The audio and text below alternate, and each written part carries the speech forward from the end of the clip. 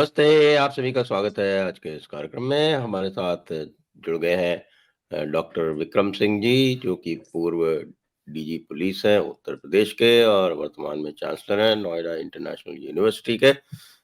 और आप सभी से अनुरोध है कि कृपया चैनल को सब्सक्राइब कर लें, वीडियो को लाइक कर लें और क्यूआर को स्कैन करके सहयोग करते रहें। आपका स्वागत है सर। धन्यवाद संजय जी, बड़ी कृपा की आपने अपने सुजी दर्शकों से और आपसे एक वार्तालाप का पुनः एक अवसर दिया है। ये एक स्वर्णिम अवसर है जब मैं चाहूंगा कि सुधी दर्शकों से कुछ साझा करूं। मैं उनको कुछ दे पाऊं न पाऊं, लेकिन आपसे और दर्शकों से उनके कमेंट से मुझे बहुत सीखने का मौका मिलता है। जय हिंद, वंदे मातरम। सर, आज का विषय यह है कि हम देख रहे हैं कि इस समय एक ऐसा अवसर बन पड़ा है जब पाकिस्तान के साथ में लड़ाई हो सकती है। लेकिन हम सदैव जानते हैं और ये जनरल विपिन रावत ने स्वर्गीय जनरल विपिन रावत ने कहा भी था कि साहब कि हमें 2.5 फ्रंट पे वॉर लड़ना है। तो 2 फ्रंट तो हमें पता है और 0.5 फ्रंट जो वो कह रहे थे, वो 0.5 फ्रंट जो है वो भारत के अंदर ही है। और इसको और इससे निपटने की जो ज़िम्मेदारी है, जो दायित्व है, वो सरकारों का होता है। केंद्र सरकार का तो होता ही है, केंद्र सरकार तो बाहरी फ्रंट पे भी लड़ती है, अंदर के फ्रंट में भी लड़ती है और राज्य सरकारों का होता है। तो सर आप हमें थोड़ा-सा आलोकित करें कि ये जो 0.5 फ्रंट है, ये क्या है और इससे कैसे इसको कंट्रोल में रखा जाना चाहिए जिससे कि ये बाहरी सीमा पर लड़ने वाले हमारे फौजी जवानों की जो हिम्मत है उसको पस्त न कर सके। आदरणीय संजय जी, साधुवाद आपको कि आपने अत्यंत महत्वपूर्ण और सामयिकी विषय के ऊपर आपने परिचर्चा सुनिश्चित की है। दुश्मन बाहर नहीं है, दुश्मन दस्तक नहीं दे रहा है, दुश्मन घर के अंदर भी है। घर के अंदर भी जो बात जनरल विपिन रावत सर ने कुछ वर्ष पहले कही थी, समय आ गया है आप और हम उसको खुल करके जन जन तक पहुंचाएं, क्योंकि इसके पहले कि दीमक घर को खा जाए, दीमकों का इलाज करना जरूरी है। मैं आपके सामने 4-5 ऑब्जर्वेशंस कहता हूं। ये जी। कोई नई बात नहीं है। इसके पहले जब 65 का युद्ध हुआ था, तो कुछ अवांछनीय तत्वों ने जिस मार्ग से हमारे फौजी जा रहे थे, फौज जा रही थी, उस सड़क को खोद दिया। कानपुर में आपने सुना हुआ, रेलवे ट्रैक के ऊपर गैस के सिलेंडर लगा करके विस्फोट करने की कोशिश की गई। इसके अतिरिक्त आपने देखा होगा कैंटोनमेंट क्षेत्र में अवांछनीय लोग फोटो लेने की कोशिश करते हैं। उसके ये तो असंतोष का विषय है कि वो तुरंत गिरफ्तार हो गए और उन पर कार्रवाई हो गई। सवाल ये उठता है कि मैं सामने 3-4 डायलॉग आपके सामने पेश कर रहा हूं। मेरे अंदर पाकिस्तान का दिल धड़क रहा है। हम संविधान को नहीं मानते हैं, हम संविधान को नहीं मानते हैं। पाकिस्तान जिंदाबाद। पाकिस्तान के झंडे अगर किसी ने जलाए तो मुंबई में उसकी पिटाई हो जाती है। पाकिस्तान के झंडे सड़क पे लगाए जाते हैं तो उसको औरतें जा करके निकाल करके अपने कलेजे से लगाती हैं। ऐसे अगर मित्र मिल जाएं तो शत्रुओं की जरूरत नहीं है। और अभी जो कसर बाकी थी, हमारे कांग्रेस आई के मेंबर ऑफ पार्लियामेंट गौरव गगोई साहब, उनकी पत्नी के बारे में उनके संपर्क सूत्र कहां तक हैं, और सारी दुनिया जानती है कि फेक के एनजीओ के साथ इनका मोहतरमा का संबंध है। यह विचारणीय है कि अब तक हमने ये पता लगाया कि उनकी बच्चों की नागरिकता क्या है, कितनी बार वो पाकिस्तान गए हैं, और अगर गए हैं तो इसका लेखा जोखा सरकार से अनुमति ली है या नहीं ली है, और नहीं ली है तो उस पर क्या कार्रवाई करेंगे।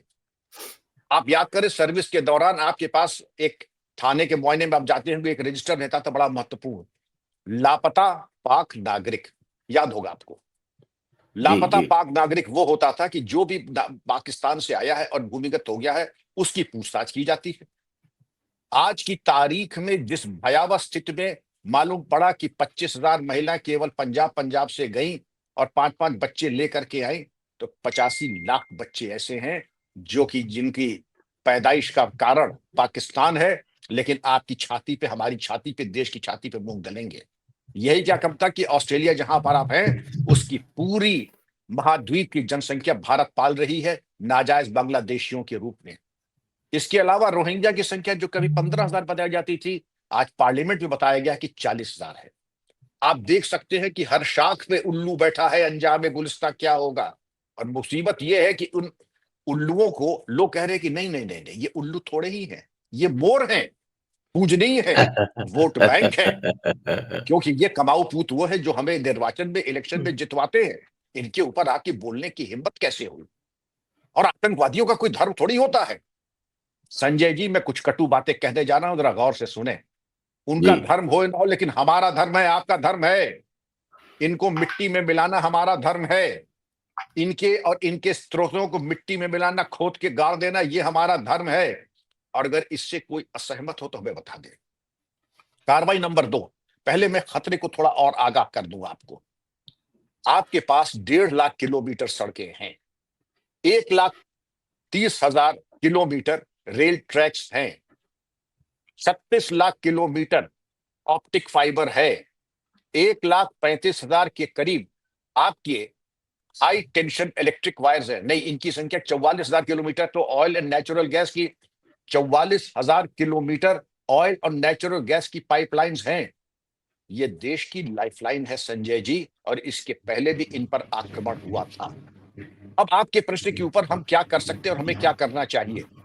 आप जब जिलाधिकारी थे, कमिश्नर थे, चीफ सेक्रेटरी थे, तो आपने सुनिश्चित किया होगा सिविल डिफेंस और होमगार्ड की क्या जिम्मेदारियां हैं। जी हाँ, सिविल जी हाँ, जी हाँ। डिफेंस और होमगार्ड्स बिल्कुल। की यह जिम्मेदारी होती है कि प्रत्येक जनता के व्यक्ति को यह बताए कि वो सादे वस्त्रों में पुलिस अधिकारी है, सैन्य अधिकारी है। और प्रत्येक पुलिस अधिकारी सादे वस्त्रों में और होमगार्ड का व्यक्ति सादे वस्त्रों में नागरिक है। तो अपनी नागरिक जिम्मेदारी या राष्ट्रीय जिम्मेदारी को समझे। हर जगह पुलिस बल नियुक्त करना संभव नहीं है, लेकिन चप्पे चप्पे पर हमारे जागरूक नागरिक सजग होकर के रहें, ये हम सब कर सकते हैं, पहले भी किया है और आगे भी करेंगे। आप याद करें 65 का तो मैंने बताया कि सड़कें खोद दी। 71 में तो आपको भी आजम याद खान होगा, साहब का नाम आता है उसमें। जी हाँ जी हाँ जी हाँ जी हाँ जी हाँ जी हाँ जी हाँ। तो आप जरा प्रकाश डालें, आजम खान ने क्या विद्वतापूर्ण बातें कही थी। मैं जरा सुन, फिर उसमें हम लोग 2 सेंटेंस उसके ऊपर चर्चा कर लेंगे। आजम खान तो उस समय स्टूडेंट थे और उन्होंने रामपुर जी। से गुजरने वाले जो सेना के कॉन्वॉयज थे उनको रोकने के लिए जमीनें वहां पे सड़कें खोद दी थी। हम्म। तो ये अब आप तो समझ सकते हैं कि ऐसे अगर मित्र हो तो हमें क्या शत्रुओं की आवश्यकता है भी कि नहीं है। विचारणीय प्रश्न है। लेकिन भारत न कभी असहाय था, न असहाय रहेगा, न कभी हेल्पलेस रहेगा। अब हम बात करते हैं कि अब हम और क्या क्या कर सकते हैं। आपने जो प्रश्न किया, आपने जो बातें की, ये सब चीजें तो हम करेंगे ही। लेकिन जो सर्वोच्च प्राथमिकता है कि हमें संविधान पे विश्वास नहीं है, जो जिनको जिनको संविधान पे विश्वास नहीं है, जो टैक्स नहीं दे रहे हैं लेकिन लाभ पूरे ले रहे हैं, जनधन योजना, आयुष्मान भारत योजना, मुफ्त का राशन, मुफ्त का प्राइमरी हेल्थ सेंटर की सुविधा, मुफ्त की तमाम सुविधाएं अगर आप देखेंगे तो आप चौंक जाएंगे। एक बहुत बड़ा प्रतिशत जो सरकार की आमदनी का है, और ये जनधन योजना आदि है, जो वेलफेयर स्कीम्स हैं, इसको भोगने वाले कौन है? नाजायज बांग्लादेशी और रोहिंग्या। उन्होंने एक तरीके से इसका एक तरीका बना लिया है। तो हम बात करते पहले अपनी डिफेंस के बारे में। युद्ध के परिप्रेक्ष्य में आपको याद होगा 71 में मुझे मालूम है कि कुछ लोग ड्रैगन लाइट लेके चलते थे, और जब आपका ब्लैकआउट होता था, वो जगह जगह ड्रैगन लाइट जला करके छोड़ देते थे। आप अभिप्राय समझ रहे हैं? जी हाँ, जी हाँ, जी हाँ, अभिप्राय बिल्कुल। समझ रहे हैं कि पाकिस्तान के हवाई जहाजों का मार्गदर्शन, जी। पाकिस्तान के हवाई जहाजों को, तो ये बात मैं बता रहा हूं सन 71 के युद्ध की। आज सन 71 से लेकर के आज इतने वर्ष हो गए, हमें और ज्यादा सतर्क और सजग रहना होगा। Fake news, deep fake news, और ये जो कहते हैं कि इनका कोई धर्म नहीं है, लेकिन हमारा आपका क्या धर्म है? मैं फिर कहूंगा, हमारा आपका धर्म है कि इनको मिट्टी में मिलाना। और इसके लिए ये भी चिन्हित कर लेना कि ऐसे कौन से तत्व हैं। अब उन तत्वों के बारे में बात कर लें। All eyes on Rafah, all eyes on Rafah, आपको याद होगा Alia Bhatt, Kareena Kapoor, all eyes on Rafah के बटुए लेके लोग संसद में घूम रहे थे। सवाल ये उठता, ऑल आइज ऑन रफा के ऊपर तो आपने एक जगह जगह आपने जो मजलिसें, मुशायरे और ताबीज बना बना के बांटे, लेकिन जो 27 हमारे मारे गए थे, उनकी चिता की आग अभी बुझी नहीं, विधवाओं और बच्चियों की आंख के आंसू सूखे नहीं, और आप लगे प्रपंच करने और डिफेंस फायर करने। चरमपंथियों की राइफलों में ऑयल और ग्रीस दोबारा लगाने लगे। कि आतंकवादियों का कोई धर्म नहीं होता है। और हमारे कई नेता तो उनके बारे में जिस तरीके से उनकी स्पीचेस और उनकी चीजें उनके वक्तव्य पाकिस्तान के पार्लियामेंट में और पाकिस्तान के समाचार पत्रों में डिस्कस हो रहे हैं, क्या ये आपत्तिजनक नहीं है? क्या इसका लेखा जोखा हमारी इंटेलिजेंस एजेंसीज को नहीं करना है? आज मेरा परामर्श होगा भारत सरकार को कि ऐसे जितने तत्व हैं जो कहते हैं पाकिस्तान जिंदाबाद, जितने ऐसे तत्व हैं भाग 2 रजिस्टर का कि हम संविधान पे विश्वास नहीं रखते हैं, आप बिल्कुल न करें, आप बिल्कुल न करें। लेकिन एक काम इतनी कृपा भारत अपने ऊपर कर सकता है कि जो पाकिस्तान जिंदाबाद कह रहा है, जो संविधान पे विश्वास नहीं रखता है, जिसके पाकिस्तान से गहरे संबंध हैं, उसके ऊपर कार्रवाई ऐसी करे कि खाओ यहां गुणगान गाओ पाकिस्तान का, ये होने वाला नहीं है।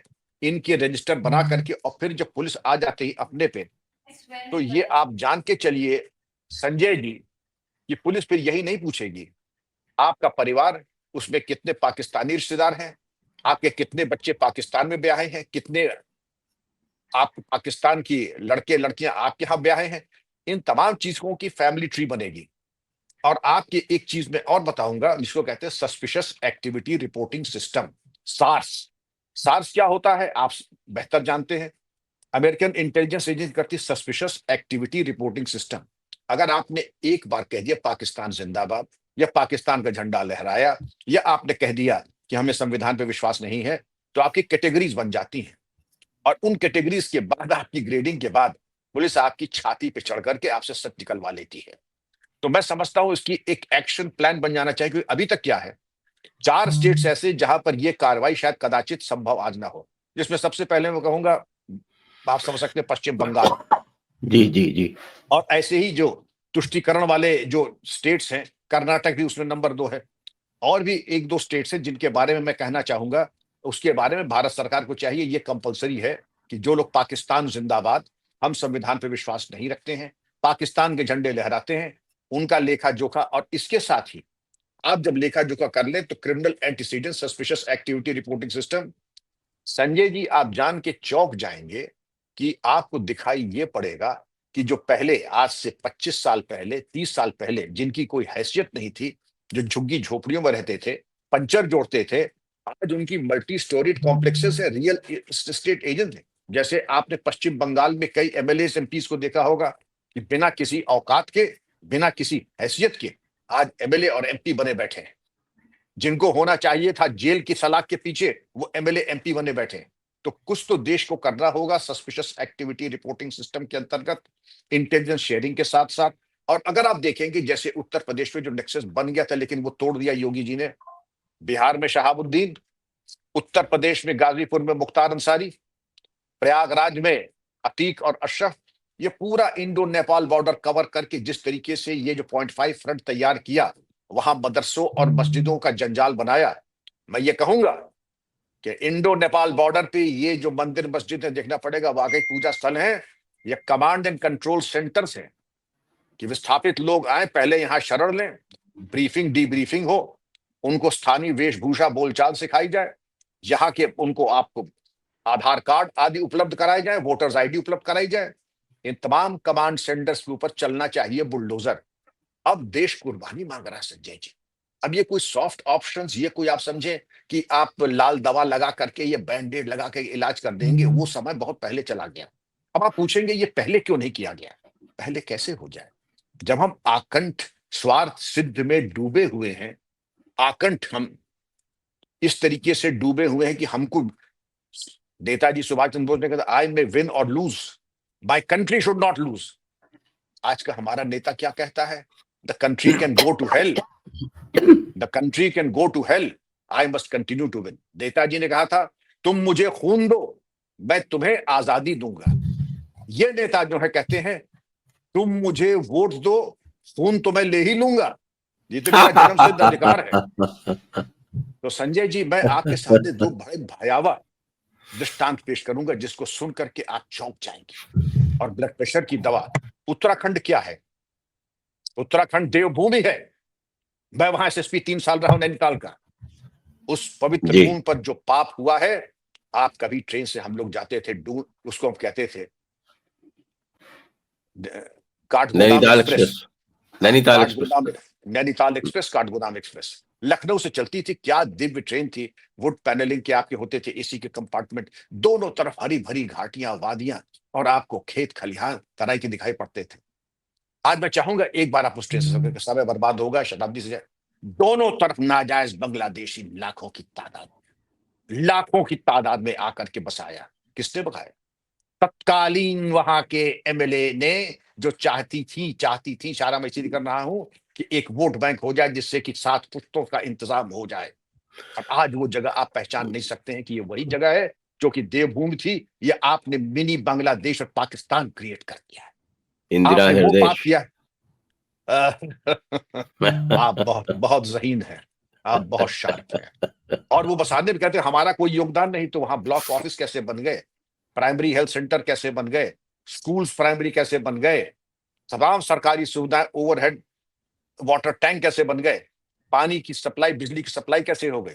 और जब वहां के प्रशासन ने जाग करके उनको हटाने की कोशिश की, आपने पूरा इतिहास देखा होगा कि बनभूलपुरे में न सिर्फ हमारे पुलिस कर्मियों के ऊपर आक्रमण हुआ, बनभूलपुरे में लेडी एसडीएम के ऊपर आक्रमण हुआ, और इसके साथ जो जिसने आतताई जो था, नाम मुझे एकदम से याद नहीं आ रहा है, लेकिन मैं बताऊंगा आपको, वो भूमिगत हुआ, और उसके ऊपर ऐसी प्रभावी कार्रवाई अभी भी नहीं। सुप्रीम कोर्ट का हस्तक्षेप हुआ, ये जाड़े में है, जाड़े में एक बार मानवीय दृष्टिकोण।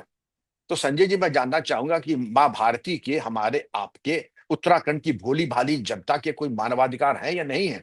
या केवल मानवाधिकार डकैतों के हैं और उदंडों के हैं, घुसपैठियों के हैं? उनके मानवाधिकार तो आपने कर दिया, लेकिन जो देवभूमि जिसने खाने की कोई कसर छोड़ी नहीं। और मुझे तो ये लगता है संजय, मैं ईमानदारी की बात बता रहा हूं, एसएसपी नैनीताल 3.5 साल था, उस देवभूमि की पवित्रता को मैंने देखा, मुझे लगा कि वो अतिक्रमण रेलवे के दोनों साइड में नहीं, मेरी छाती पे हुए हैं। उन्होंने देवभूमि की पवित्रता को खंडित कर दिया है। अब आप पूछेंगे कि 0.5 वॉर आप कैसे करेंगे? 0.5 वॉर आप ऐसे करेंगे कि जिस तरीके से आपको करना होगा कि सबसे पहले अपने इंटेलिजेंस सोर्सेस को, क्योंकि इनके माध्यम से आपको आपको जो सूचनाएं वहां से बांग्लादेश और पाकिस्तानियों को जाती हैं, ये तो आप सहमत होंगे कि इन्हीं जो झुग्गी झोपड़ियां हैं, यहीं पर हुजी और आईएसआई और इनके तमाम चरमपंथी लोग, क्योंकि जब एजिटेशन हुआ था, आप याद करें आप याद करें कि वो फुटेजेस आपको भी याद होंगी, जिस तरीके से पुलिस के ऊपर आक्रमण किया इन्होंने, जिस तरीके से ताना बाना बुला करके लेडी एसडीएम को घायल किया, और इन्होंने थाने के ऊपर आक्रमण किया, कुछ पुलिसकर्मी जान बचा के भागे थे, इनकी तैयारी थी। तो आप समझ सकते हैं कि ऐसे भोले भाले, निरीह, दयनीय और महाकवि निराला के जो भिक्षु की दो टूक कलेजे के करता पछताता फत पर आता, ये वो नहीं है। पेट पीठ दोनों मिलकर के इनकी ऐसे बड़े बड़े पेट हैं कि कमरे में कहीं प्रवेश करना तो पेट पहले जाएगा, बाद में खुद हजरत ये जाएंगे। तो ऐसे दयनीय हालत नहीं है, लेकिन वाह रे हमारी हमारी पॉलिटी, वाह रे हमारा इंटेलिजेंस कि हम इसके बारे में भी पूरी तरीके से उदासीन रहे। ये घातक गलतियां हम कर जा रहे हैं। पूछेंगे हमारी तैयारी क्या है? मैं फिर आपको ले जाता हूं आपके प्रशिक्षण के दिनों में, जब आप एसडीएम थे, डीएम थे, कमिश्नर थे, चीफ सेक्रेटरी थे, तो आपने नागरिक सुरक्षा मंडल, एंटी डेकॉइटी स्कीम और लोगों को राइफल क्लब में क्यों उत्प्रेरित करते थे कि हमारे ऊपर अगर विदेशियों का आक्रमण हो या इस तरीके की स्थितियां आए, देशद्रोह के लोग आके इकट्ठा होने लगे, तो आप क्या करें? लोग ये समझते हैं कि हम कुछ नहीं कर सकते, हमारे यहाँ केवल सब्जी काटने की छोटी सी छुरी है जिससे हम पेंसिल छील सकते हैं या आलू छील सकते हैं। ऐसी बात नहीं है। आपने स्वयं देखा होगा कि सरकार का काम है लोगों को सशक्त करना, कानून की परिधि में रहते हुए। राइफल क्लब की सदस्यता दिलाएं, दुरुस्त शिस्त के कायदे सिखाएं। शिस्त कहां ली जाती? दोनों आंख के बीच में और तीसरे बटन पे। इसी की ट्रेनिंग आपने भी दी है, मैंने भी दी है, जन जन को दी है, बच्चियों को दी है, बच्चों को दी है, महिलाओं को दी है, पुरुषों को दी है, बुजुर्गों को दी है। जिनके पास लाइसेंस, उनको राइफल क्लब का मेंबर बना करके 10-10 कारतूस सरकार की तरफ से दे करके रिहर्सल और कारतूस कराएं। और क्या कहते थे आप? डिस्ट्रिक्ट मजिस्ट्रेट राइफल क्लब का जब आयोजन करते थे, हम करते थे एज एसएसपी, डीआईजी, आईजी के सामने आतताई 50 गज एम, फिर ये नहीं कहते थे कमर के नीचे ना, आतताई है तो आज्ञा चक्र के ऊपर और हृदय प्रदेश में ही निशाना लिया जाएगा, जिससे कि आप वहीं पर आपका निस्तारण हो जाए। राइफल क्लब को सक्रिय करें, सिविल डिफेंस होमगार्ड को सक्रिय करें, और जो चीज, जैसे आपने सुना होगा कि जो आपके ताहिर हुसैन ने अपने छतों पे संग्रह किया था, वो तो खैर जी, बहुत ही जी, जी। जलील और अपराधी था। आप तैयार रहें कि जब कभी ऐसी कोई स्थिति आती है, आप करें न करें, लेकिन कुछ असामाजिक तत्व ताहिर हुसैन की तरह नुकीले पत्थर, तेजाब, बालू और मिर्ची की बुकनी और सीरिया की बनाई हुई ऐसी गुलेल जो कि आयरन एंगल का वी होगा और ट्रक के टायर का, उसका रबर का वो होगा, और चमड़े की खाल का, एक पूरे भेड़ की चमड़े का खाल का उसका रिसीवर होगा, और मारने के लिए बड़े बड़े गुम्मे और पत्थर होंगे जिनकी मार आपको जान के ताज्जुब होगा कि 100-200 मीटर तक भी हो सकती है। मैं ये नहीं कह रहा हूं कि आप ये करें, लेकिन आप जान के चलें कि अगर आपको इर्द गिर्द इस तरह की कोई सूचना हो तो पुलिस को दें, खुद कोई कार्रवाई ना करें, लेकिन आप तैयार रहें कि इस तरीके के आक्रमण होते हैं तो आपकी रणनीति क्या रहेगी। छतों की सुरक्षा के लिए और छतों को सैनिटाइज करने के लिए पुलिस और इंटेलिजेंस विभाग को मेरा संजय जी आह्वान होगा कि आप ऐसी कार्रवाई कीजिए कि छतें सैनिटाइज हो, और ड्रोन टेक्नोलॉजी आपको देती है। तो जैसे हम लोग फुट पेट्रोलिंग करते थे, फुट पेट्रोलिंग जरूर कीजिए, लेकिन अब ड्रोन पेट्रोलिंग की जरूरत है। एक चीज मैं और बताना चाहूंगा, दिल्ली पुलिस ने किया है, बड़े अच्छे जवाब हैं। जब आप पाकिस्तान जिंदाबाद, हम संविधान को नहीं मानते हैं, हम तो साहब सर तन से जुदा करते, इनकी एक फहरिस्त बना ले, फोटो खींच ले, सॉफ्टवेयर में डाल करके फेशियल रिकग्निशन सॉफ्टवेयर डाल दे। आपने देखा होगा कि एक पुलिस का वाहन होता है और पुलिस के वाहन में पूरा डेटा रहता है। ये वाहन जब घूमता है तो ये सारा डेटा उसमें है, और जैसे ही कोई ऐसा आपका ग्राहक मिल जाता है जो पाकिस्तान जिंदाबाद, हम संविधान नहीं मानते हैं, पाकिस्तान हमारे कलेजे में धड़कता है, तो ऐसे तत्वों को वो तुरंत आर्टिफिशियल इंटेलिजेंस और फेशियल रिकग्निशन सॉफ्टवेयर तुरंत आगाह कर देता है कि आपका ग्राहक सामने खड़ा है, नीली कमीज पहने या इस तरीके के आपके बुरके में, तुरंत उस पर कार्रवाई हो जाएगी। अगर महिला है तो महिला पुलिस करेगी, पुरुष है तो पुरुष पुलिस करेगी। बहरहाल पुलिस कोई भी हो, निस्तारण करना पुलिस का धर्म है, प्रशासन का धर्म है। और मैं ये भी चाहूंगा संजय जी, एक बड़ा अच्छा कानूनी उपाय है, स्पेशल पुलिस ऑफिसर्स। ऐसे जी, मौकों जी, पर जी, जी, हाँ, हाँ। जम्मू हर कश्मीर में डीएम, बहुत अच्छा इनका प्रयोग किया गया है। मैं चाहूंगा कि हर जिले में अभी से, कल से नहीं आज से इस पे कार्रवाई शुरू कर दें।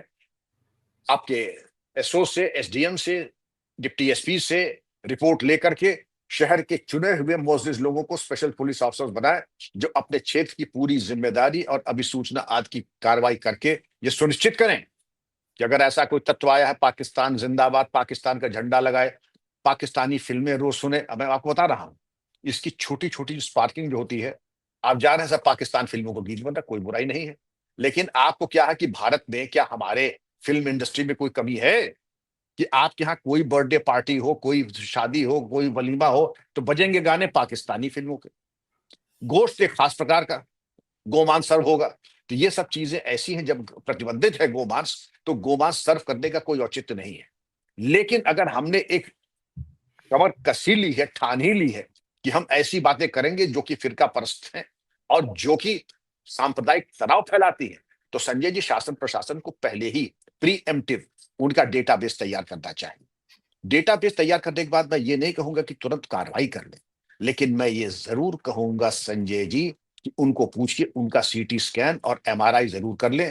कहीं ऐसा ना हो कि जो सामने नजला दिखाई पड़ रहा है, अंदर खाने वो टर्मिनल कैंसर हो।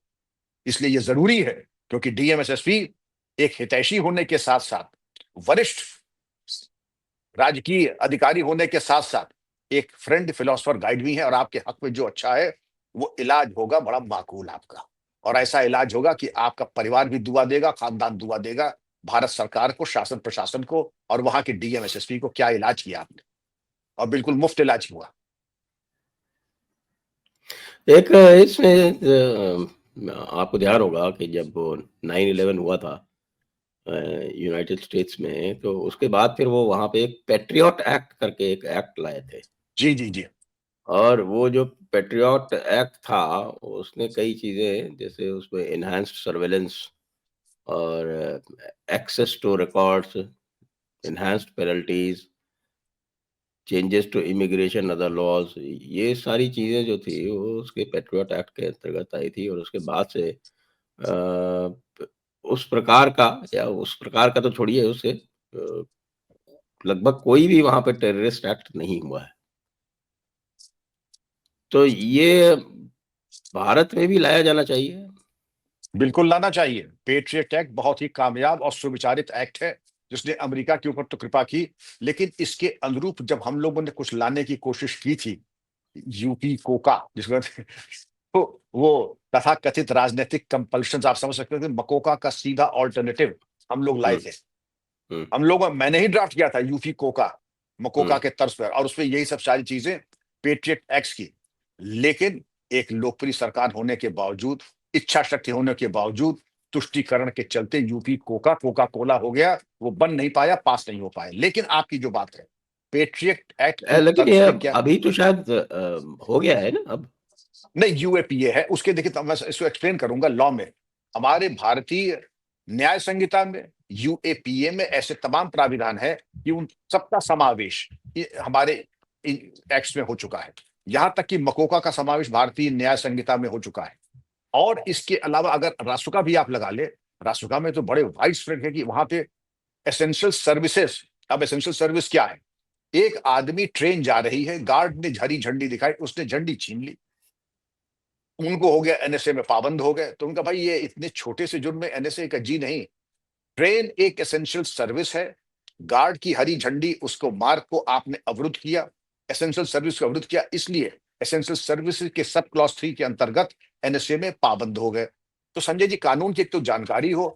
आज के कानून में मैं अगर आपको बता दूं, जैसे मान लीजिए आपने यूएपीए लिया, आपने भारतीय न्याय सर संहिता लिया। एक एक मिनट आपको इस पे इन्फॉर्मेशन देना चाहता हूँ कि यूपी कोका जो है वो 2017 में लागू कर दिया है। अच्छा, 2017 में शायद मैं इसके लिए जानकार नहीं था, लेकिन अगर लागू हुआ है तो इसका इम्प्लीमेंटेशन योगी शायद। योगी सरकार ने आते ही सबसे सबसे पहले जो काम किए थे उनमें से एक जी, काम ये था कि यूपी कोका लागू किया था।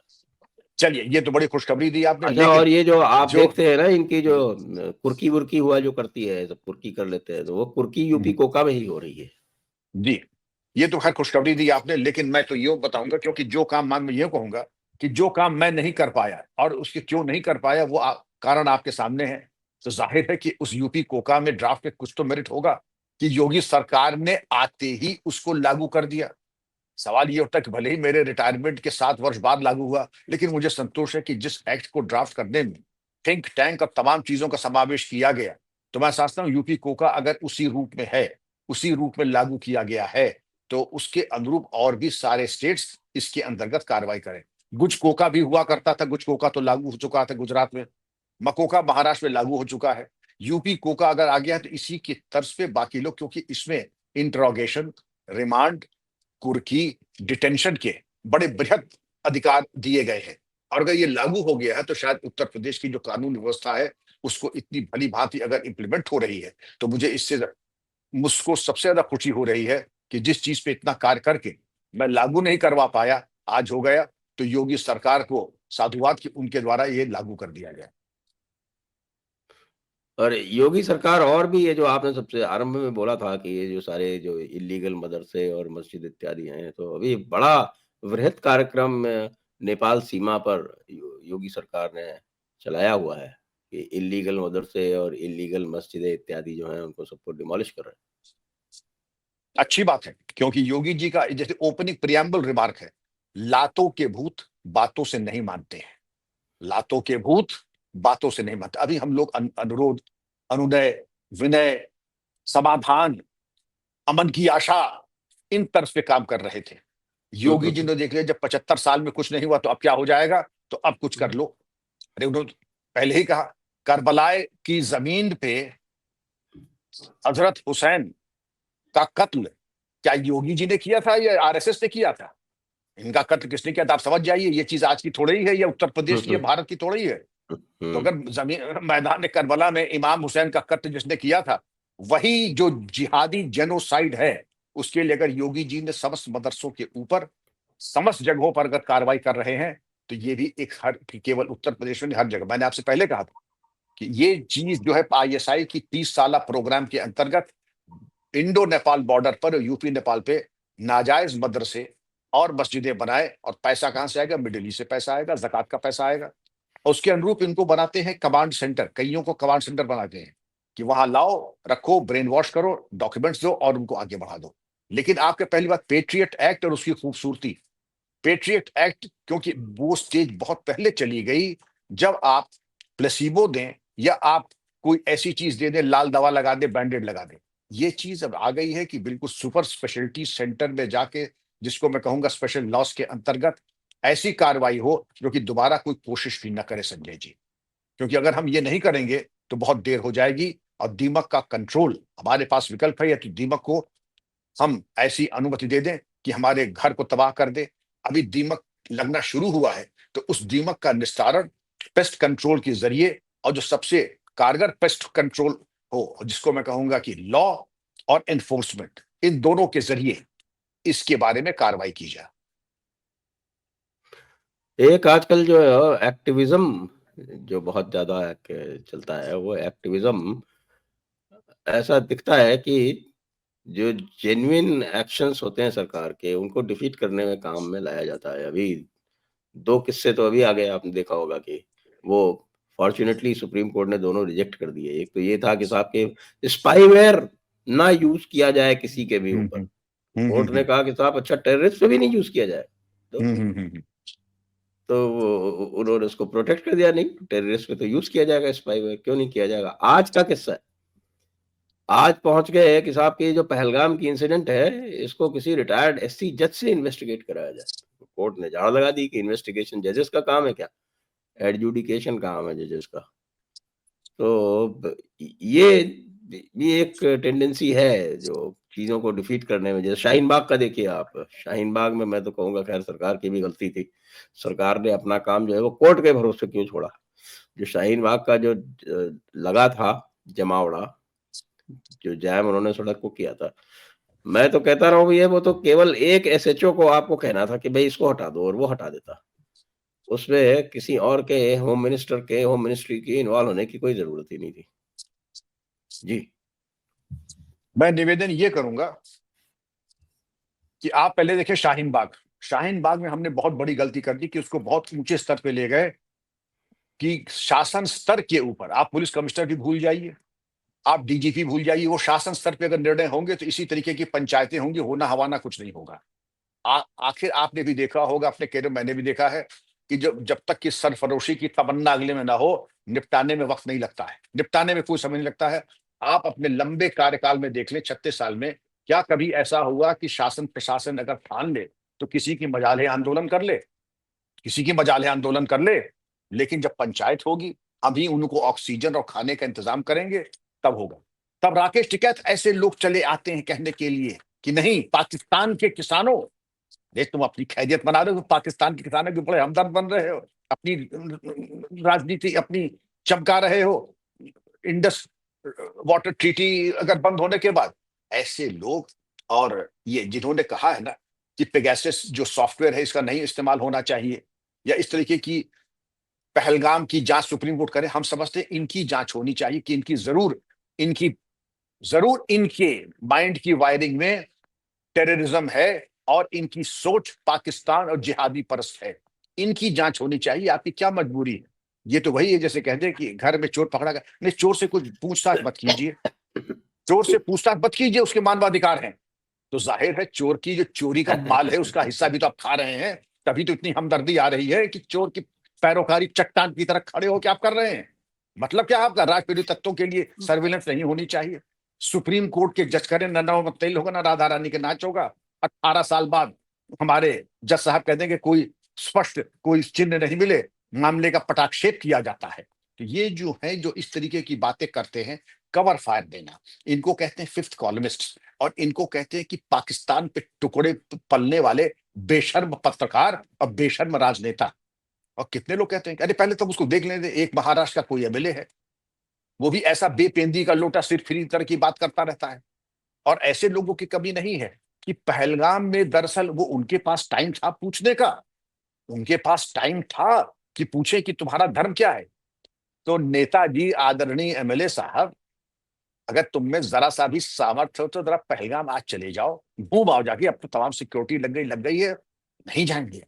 आपने कभी सुना कि हमारे राजनेता कभी इस क्षेत्र में तंदुरुस्ती हजार नियामत, वो थाईलैंड जाएंगे, वो यूरोप जाएंगे, हम्म, अमेरिका कनाडा जाएंगे, लेकिन कश्मीर और पहलगाम वो हमारे आपके लिए है, और उनके इन लोगों के लिए थोड़ी है ये हमारे आपके लिए छोड़ रहे हैं। और बातें 9 लाख की सुन लीजिए कि तुम चलो बेटा हम आ रहे हैं पीछे पीछे।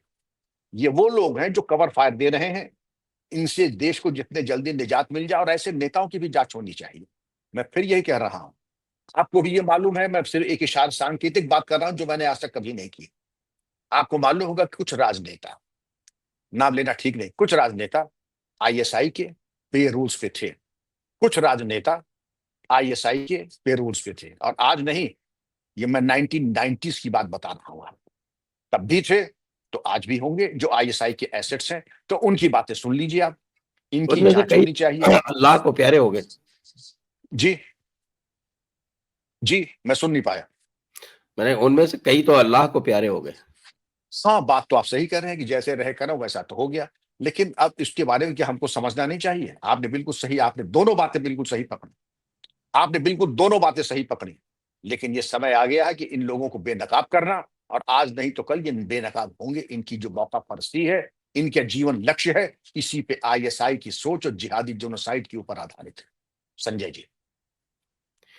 जी, एक और भी कि आपने देखा होगा कि जब कोई इस तरह की घटना होती है, 1971 का आप ध्यान करें, तो एक्सटर्नल इमरजेंसी लगाई जाती है। तो वो एक्सटर्नल इमरजेंसी कारगिल के समय नहीं लगाई गई थी। हम्म, कारगिल के समय तो आप सीनियर पोज़ीशन पे रहे होंगे जी हाँ, संभवतः, जी हाँ। आईजी हम्म। आईजी इत्यादि रहे होंगे। तो कारगिल के समय वो एक्सटर्नल इमरजेंसी नहीं लगाई गई थी। 1971 में लगी थी और युद्ध समाप्त होने के भी काफ़ी लंबे समय तक चलती रही थी। तो यदि ये कॉन्फ्लिक्ट होता है तो एक्सटर्नल इमरजेंसी लगाने में हिचकिचाहट क्यों है? मैं समझता हूं कि इमरजेंसी किसी न किसी रूप में, जो देखिए दोनों में बड़ा फर्क है। कारगिल युद्ध में और बांग्लादेश वॉर में 71 के बहुत बड़ा फर्क है। एक मौलिक अंतर यह है कि बांग्लादेश वॉर कई अर्थों में इंटरनेशनल रेमिफिकेशंस थे। न सिर्फ बांग्लादेश भारत को, लेकिन आसपास के जितने भी देश थे, म्यांमार ले लीजिए, मलेशिया ले लीजिए, सिंगापुर ले लीजिए, और वहां पे, और उसके बाद बांग्लादेश की जो रिफ्यूजी प्रॉब्लम थी, उसका इम्पैक्ट हम सब पे तो था ही, पाकिस्तान पे था। तो एक्सटर्नल इमरजेंसी के था। जो कारगिल वॉर था वो टोटली इंडो पाक वॉर था, टोटली इंडो पाक वॉर। तो एक्सटर्नल इमरजेंसी तब नहीं लगाई गई, लेकिन 3 महीने कारगिल वॉर भी चला। आपने अगर ये देखा होगा कि इंडो बांग्लादेश वॉर तो कुछ दिनों का ही था। मुझे जहां तक याद है बहुत लंबा नहीं चला था, शायद 2 हफ्ते भी नहीं चला था, 10 दिन में खत्म हो गया था। मुझे याद नहीं एग्जैक्टली, लेकिन बहुत लंबा 14 नहीं दिन, चला। 14 दिन चौदह एग्ज़ैक्ट चला दिन था। एग्जैक्ट 14 दिन चला था, तो 14 दिन में खत्म हो गया था। तो तात्कालिक जब तक कि आपका वॉर रूम इस पर निर्णय करता, तब तक युद्ध ही समाप्त हो गया। और 93,000 आपके पास पीओडब्ल्यू आ गए। अब उनकी सोचे कि इमरजेंसी लगाएं, लेकिन वो जो नहीं, नहीं, सुपरविजन था, 1971 में तो इमरजेंसी लगी थी, तुरंत लगी जी, थी। लगी थी। तो मैं समझता हूं कि लक्ष्य लगने की अनिवार्यताएं थी। उसकी अनिवार्यता इसीलिए भी थी क्योंकि उसके इंटरनेशनल रेमिफिकेशंस बहुत ज्यादा थे। और वो जो स्पिल ओवर वॉर का था, उसके पहले जो टेंशन बिल्डअप हुआ, अगर आप याद करें, मुझे तो अच्छी तरह से याद है, महीनों तक तकरार। और बांग्लादेश बॉर्डर राइफल्स और बांग्लादेश रेंजर्स और हमारे बीएसएफ में खूब ऑल्टरकेशंस होते थे। मुक्ति वाहिनी के साथ हम लोगों के बहुत ज्यादा इंटरैक्शंस होते थे। तो इन तमाम चीजों को देखते हुए मैं समझता हूं कि इंटरनेशनल जो आपकी इमरजेंसी लगनी थी, एक्सटर्नल इमरजेंसी, वो बिल्कुल प्रासंगिक थी, उसका औचित्य था। कारगिल वॉर में 2 नेशन, एक प्रांत, कोई इंटरनेशनल रेमिफिकेशन नहीं, तो उसका कोई औचित्य नहीं था। लेकिन मैं समझता हूं कि इसके बारे में जो वॉर रूम है और जो थिंक टैंक है, उन्होंने हर चीज सोच करके, मूल्यांकन करके तब ये निर्णय लिए होंगे। मुझे कम से कम इन दोनों प्रकरणों में कोई मतभेद नहीं है। क्योंकि जब एक्सटर्नल इमरजेंसी इत्यादि लगती है तो ये सेंसरशिप वगैरह की पावर्स मिल जाती हैं और ये जो लोग जो हैं वो कुछ भी बैठ के बोलते रहते हैं। आजकल तो और भी आसान हो गया है, यूट्यूब पे बोल लीजिए या आप कुछ भी सोशल मीडिया पे लिख दीजिए। तो ये जो कार्यक्रम आरंभ कर देते हैं लोग बाग, कम से कम उस पे लगाम लग सकती है। बिना लगाम लगाए संजय जी, तब से इतनी आलोचना कटु हो रही, आप देख सकते हैं कि प्रेस का गला बंद कर दिया। और ये एक तरीके से तानाशाही वाली सरकार है, बिना कुछ करे तब तो ये हालत है।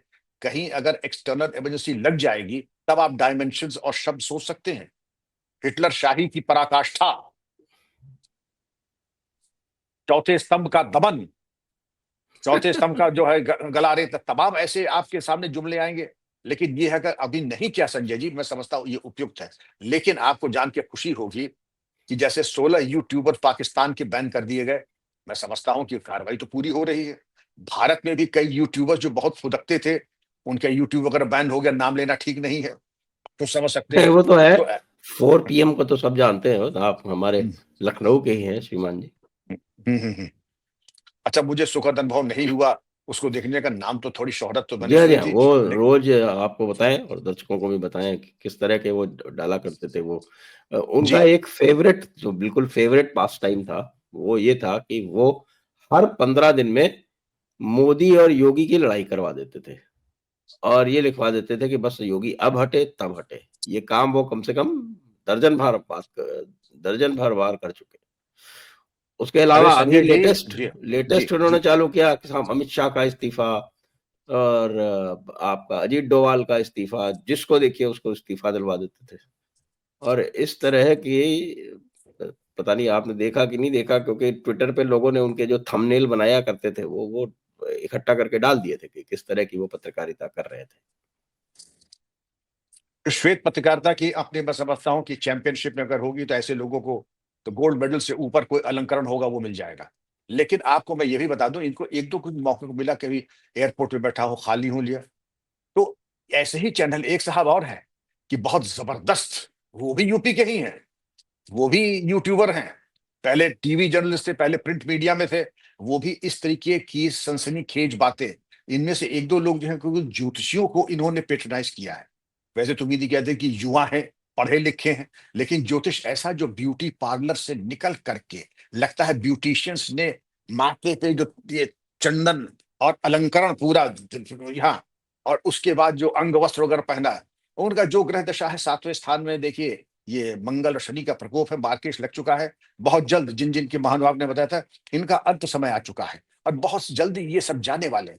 ये हिटलर ने भी यूज किया था प्रोपेगेंडा में, डॉक्टर गोबेल्स के जरिए। इसको कहते हैं disinformation. Speak a lie 1000 times and it becomes a truth. तो ये तरीके से, इस तरीके के जो सियार हुआ हुआ करते हैं, इनको ये नहीं मालूम है कि जागा हुआ भारत जागा हुआ शेर है, और सियारों गीदड़ों के हुनहुनाने से शेर की सेहत पे असर नहीं पड़ता है। डॉग्स बार्क, एलिफेंट्स वॉक, ये भूल गए इस बात को। जी। तो मैं अब आज की चर्चा को यहाँ पर विराम देना चाहूँगा। आपका बड़ा अनुग्रह रहता है जब भी मैं आपसे रिक्वेस्ट करता हूँ, तो अब आप आते हैं हमारे चैनल पे, उसके लिए आपको बहुत-बहुत धन्यवाद। दर्शकों को भी बहुत-बहुत धन्यवाद। जय हिंद, जय भारत, वंदे मातरम। जय हिंद संजय जी, बड़ी कृपा की आपने अवसर दिया। जय हिंद, वंदे मातरम।